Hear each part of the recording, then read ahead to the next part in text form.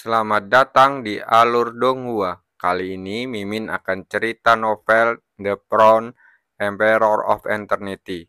Sebelum mendengarkan, jangan lupa subscribe, like, komen, dan share ya, biar Mimin tambah semangat. Selamat mendengarkan. Melanjutkan episode sebelumnya, air laut di sekitarnya semakin deras dan kecepatan terbang Cukuangseng pun semakin melambat. Keringat pun menetes di dahinya dan nafasnya pun terengah-engah. Sudah waktunya, gumamnya sambil melihat ke depan. Sejauh dia memandang, pemandangan tiba-tiba menjadi lebih luas. Air laut yang deras berangsur-angsur surut dan dunia bawah laut muncul dalam pandangannya. Seolah-olah ada penghalang tak kasat mata yang membentang, bagaikan mangkok raksasa yang menyelimuti sekelilingnya, menciptakan zona vakum dalam radius puluhan ribu kaki. Tidak ada air laut yang bisa menembusnya. Vegetasi yang rimbun tumbuh subur, dan pegunungan membentang tak berujung sejauh mata memandang. Daratan di dunia bawah laut ini juga berwarna keemasan, berkilauan dengan cahaya yang menyilaukan, dan memancarkan rasa tekanan yang tak dapat dijelaskan. Sosok Cukuangseng perlahan turun di sebuah batu emas raksasa. Ia menatap ke depan, matanya dipenuhi keheranan. Dunia bawah laut seperti ini sungguh ajaib.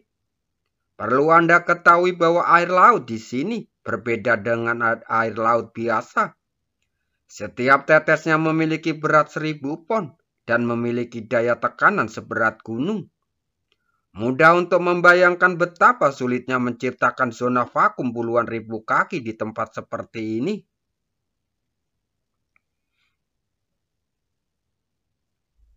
Menyebutnya sebagai keajaiban bukanlah suatu yang berlebihan. Ketika muncul di dunia bawah laut ini, air laut di sekitarnya tiba-tiba terbelah, dan cahaya kemasan memancar keluar darinya, langsung menyatu menuju pusat dunia ini. Mata Cukuangseng berkilat, lalu dia melangkah ke tanah. Tubuhnya melesat keluar lagi, menuju langsung ke tempat cahaya kemasan itu pergi. Tidak butuh waktu lama sebelum kecepatan terbangnya melambat, dan tubuhnya perlahan turun dari udara. Banyak orang di sini. Cukuangseng melihat sekeliling dan langsung melihat banyak sosok yang dikenalnya. Saudara Cu, kau juga di sini. Suyan, Liu Tianbian dan yang lainnya berjalan mendekat. Cukuangseng mengangguk. Ia melihat sekeliling, tetapi tidak melihat Lan Linfeng dan yang lainnya. Sepertinya mereka belum tiba. Ia menggelengkan kepala, lalu tersenyum pada Zuyan dan yang lainnya. Aku masih selangkah lebih terlambat. Aku khawatir kalian sudah menemukan lama tempat ini. Zuyan dan yang lainnya saling bertukar pandang lalu tersenyum. Kami hanya mengikuti suara itu dan datang ke sini. Kami baru saja tiba. Cukuangseng hendak berbicara ketika ia merasakan aura yang familiar. Kilatan cahaya tiba-tiba melintas di matanya dan dia pun menoleh. Wusan? Mereka melihat sosok kurus terbang tak jauh dari sana dan akhirnya mendarat tak jauh dari tempat mereka berada. Saat itu, Wusan tampak sangat menyedihkan. Pakaiannya telah robek dan terdapat bercak-bercak darah yang besar di dadanya, terutama lengannya yang patah, dan itu menyebabkan banyak orang sekali seruan. Mengapa Wusan bisa kehilangan lengannya? Ya, mungkinkah orang ini menghadapi bahaya? Tidak terbayangkan bahwa sosok sekuat Wusan bisa kehilangan satu lengan. Saya jadi penasaran seberapa besar bahayanya itu. Suara diskusi tiba-tiba membuat wajah Wusan menjadi sangat muram. Ia menyapukan pandangannya dengan dingin, lalu berhenti di tempat Cukuangseng. Raut wajahnya langsung berubah garang. Beraninya kau muncul di sini, bajingan kecil. Suaranya terdengar serak, tapi dipenuhi amarah. menggema di seluruh dunia bawah laut ini. Saat itu, matanya merah darah, berkilat dengan cahaya yang ganas.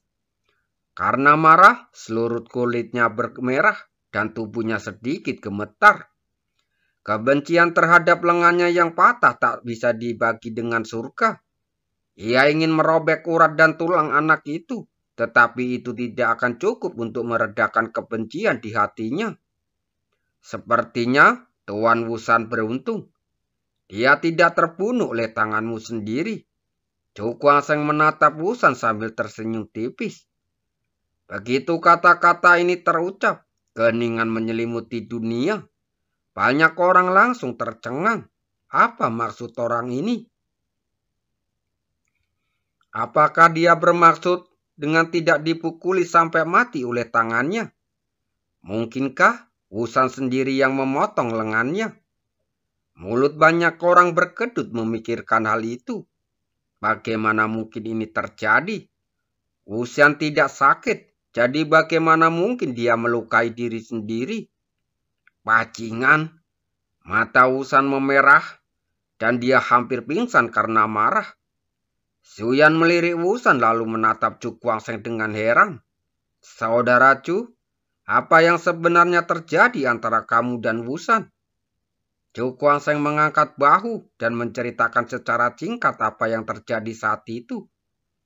Setelah mendengar apa yang dikatakan mulut semua orang langsung ternganga. Wusan, dia sebenarnya hampir menghancurkan dirinya sendiri. Zuyan hanya mengerutkan kening saat menatap cahaya kemasan yang melintas di langit. Ia samar-samar bisa melihat cairan keemasan di dalam tubuhnya. Apakah hal ini benar-benar menakutkan? Tuan Muda Zhu, apakah Anda tahu alasan di balik ini? Melihat ekspresi Zuyan, Chu Guangsheng tak kuasa menahan diri untuk tidak bertanya. Zuyan menggelengkan kepalanya. Entahlah, penjara ini penuh dengan hal-hal aneh, membuatnya mustahil untuk memahaminya. Chu Guangsheng menarik nafas dalam-dalam, raut wajahnya menjadi sangat serius. Ia menatap ke arah jantungnya cahaya kemasan itu, matanya berkedip-kedip. Bagaimana kalau kita ke sana untuk melihatnya? Dia benar-benar penasaran dengan apa yang sedang terjadi. Zuyan bertukar pandang dengan yang lain dan segera berjalan maju. Tidak jauh dari mereka ada gunung berapi bawah laut yang menyemburkan cahaya kemasan yang menutupi langit. Pada saat ini, banyak orang telah terbang ke arah gunung berapi tersebut. Chu Guangsheng mendaki gunung berapi itu selangkah demi selangkah. Ketika dia berdiri di puncak gunung api, ekspresi terkejut yang luar biasa tiba-tiba muncul di wajahnya.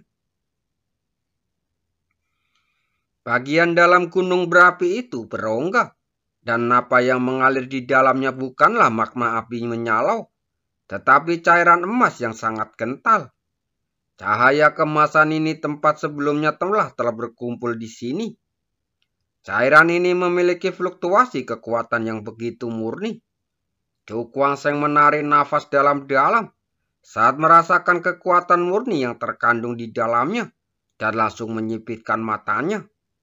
Kenapa sepertinya ada sesuatu yang sedang terjadi di sini?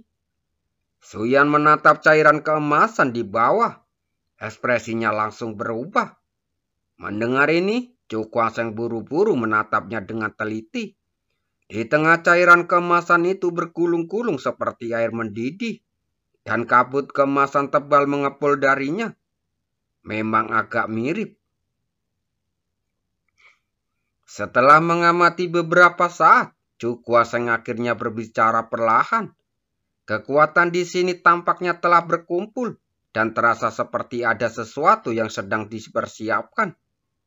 Aku tidak tahu apa itu, tetapi rasa dingin yang tak dapat dijelaskan muncul di hatinya. Kalau situasi tidak baik nanti, kita mundur dulu, kata Chu Guangsheng dengan ekspresi serius. Zuyan dan yang lainnya langsung mengangguk. Situasi di sini sungguh tidak biasa. Sementara semua orang berdiskusi, gunung berapi di bawah kaki mereka tiba-tiba bergetar, dan suara ledakan rendah terus bergema. Lihat di sana, Suyan menunjuk ke bagian terdalam gunung berapi. Cukuang menoleh ke arah suara itu, ekspresinya langsung berubah. Cairan kemasan yang tadinya mendidih seperti air, kini bergolak lebih hebat lagi. Di tengah sebuah tonjolan bulat berdetak terus-menerus seperti jantung. Apa ini? Semua orang menatap tonjolan emas berbentuk hati ini. Perasaan yang diberikan benda ini kepada mereka sungguh sangat menakutkan. Bukan hanya mereka saja, tetapi juga orang-orang dari Gunung Tianwu. Dan bahkan semua praktisi yang hadir merasa ketakutan. Aku khawatir situasi akan menjadi buruk, kata Cukuang dengan gugup. Situasi di sini sungguh aneh. Saat bola cahaya itu terus melompat, seluruh gunung bergetar hebat. Batu-batu yang tak terhitung jumlahnya jatuh ke bawah, dan retakan pun menyebar ke setiap sudut gunung. Pada saat ini, kegelisahan dalam hati Cukuang menjadi semakin kuat. Lari? Pada saat ini, dia berteriak, lalu berbalik langsung terbang menjauh. Ah! Liu Tianbai dan yang lainnya terkejut saat menatap Cukuang terbang menjauh dengan ketakutan. Bagaimana orang ini bisa berlari secepat itu? Mundur cepat? Zhou Yanda adalah orang pertama yang bereaksi. Ia pun berteriak keras, lalu berbalik terbang menjauh. Melihat hal ini, Liu Tianbian dan yang lainnya tidak berani menunda dan segera pergi. Sekelompok tikus pengecut. Wusan mencibir ketika melihat Cukuang dan yang lainnya melarikan diri dengan panik. Orang-orang ini sungguh pengecut sekali dan tidak memenuhi syarat untuk memasuki penjara surgawi. Sebelum dia selesai berbicara, bola emas di kedalaman gunung berapi itu tiba-tiba meledak. Dan ribuan cairan emas mengalir turun dari kawah seperti magma yang meletus. Suara ledakan keras itu terus berlanjut. Wusan begitu ketakutan hingga dia berhenti berbicara, lalu meninggalkan tempat itu dengan panik. Penampilan itu sungguh lucu. Untuk sesaat, semua orang bergegas mundur, menjauh dari gunung berapi yang meletus. Sesuatu pasti akan terjadi. Cukuang menarik nafas dalam-dalam. Dia menatap gunung berapi yang menyemburkan cairan keemasan, dan raut wajahnya menjadi sangat serius. Firasat buruk yang tadi dia rasakan menjadi semakin kuat saat ini, membuatnya merasa ketakutan. Seluruh gunung berapi itu mulai berguncang hebat, dan cairan keemasan mengalir turun seperti magma, menenggelamkan seluruh gunung berapi itu. Sungguh pemandangan yang mengerikan, seakan-akan kiamat telah tiba. Semua orang terlihat panik dengan ekspresi ketakutan di wajah mereka. Hal ini wajar saja karena menghadapi situasi yang begitu mengerikan, hanya sedikit orang yang bisa tetap tenang. Jadi, dalam kepanikan ini, sebagian orang buru-buru menjauh dari gunung berapi yang meletus. Dari jauh, Cukuang dan yang lainnya menatap gunung berapi yang menyemburkan cairan emas. Hal buruk apa yang akan terjadi? Hatinya bergejolak dan rasa bahaya yang kuat merasuki tubuhnya, membuatnya ingin melarikan diri. Cukuang menarik nafas dalam-dalam, menekan kepanikan di dalam hatinya, dan ekspresinya menjadi sangat serius. Saya khawatir kejadian hari ini sangat berbahaya. Gunung berapi itu berguncang, tanah di bawah kaki semua orang bergetar hebat, dan suara rendah bergema di segala arah. Cairan emas itu bergulung-gulung, dan di mulut gunung berapi, bola emas perlahan muncul. Di atas bola itu, cairan emas mengalir turun, seperti air emas yang mengalir deras, dipenuhi suhu tinggi yang mengerikan. Dengan munculnya bola emas itu, suara dentuman semakin jelas. Seluruh dunia bawah laut dipenuhi suara dentuman. Semua orang tampak ketakutan. Apa-apaan ini? Mungkinkah ada iblis mengerikan yang bersembunyi di sini? Kakak Chu, bagaimana dengan kami? Suyan menoleh saat bertanya. Chu Kuangseng tersenyum tipis. Ia mengerti maksud Suyan. Jika bola emas itu benar-benar berisi sesuatu yang mengerikan, mereka seharusnya segera pergi. Tuan Muda Zhu, apakah Anda benar-benar berencana untuk pergi? Dia menatap Zuyan lalu tersenyum. Mendengar kata-katanya, Zuyan tertegun sejenak. Bagaimana mungkin dia ingin pergi? Kali ini di penjara surgawi, dia tidak menemukan harta apapun. Bukan hanya dia, tetapi mungkin semua orang yang hadir tidak mau pergi begitu saja. Sebab jika mereka pergi begitu saja, berarti mereka keluar dari penjara surga dengan tangan hampa. Tapi benda itu, dia menatap bola emas itu. Tatapan ketakutan muncul di matanya. Perasaan yang diberikan benda ini padanya sungguh sangat mengerikan. Tunggu sebentar lagi. Chu Kuangseng melirik Zuyan. Dia juga tidak mau pergi tanpa membawa apapun. Mendengar ini, Zuyan menggertakkan giginya, lalu mengangguk tanpa mengatakan apapun lagi. Tidak seorang pun bisa memprediksi apa yang akan terjadi selanjutnya. Oleh karena itu, jika mereka memilih untuk bertahan, mereka akan menghadapi bahaya yang tak terduga.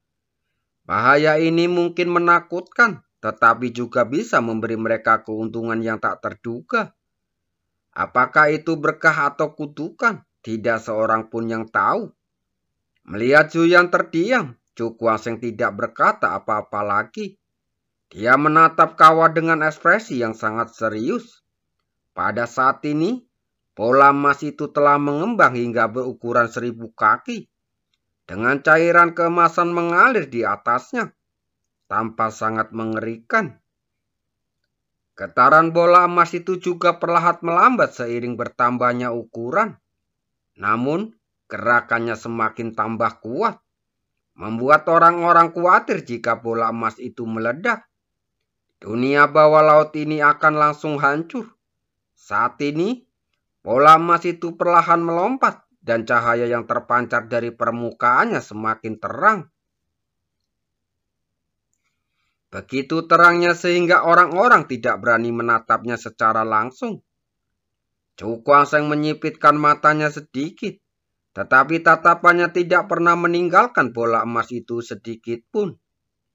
Dia punya firasat bahwa benda ini akan segera mengalami transformasi.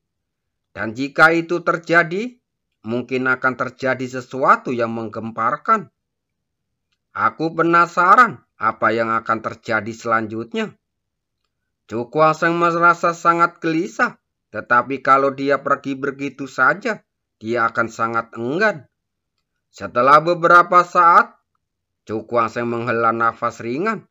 Ekspresinya berangsur-angsur menjadi garang. Dia mengepalkan telapak tangannya dan wajahnya kembali tenang. Tidak perlu khawatir, kekayaan dan kehormatan diraih bersama dengan risiko. Di dunia ini, tidak ada kekuasaan yang bisa dia raih begitu saja. Jadi, hari ini dia akan ingin melihat monster apa yang akan muncul. Terima kasih.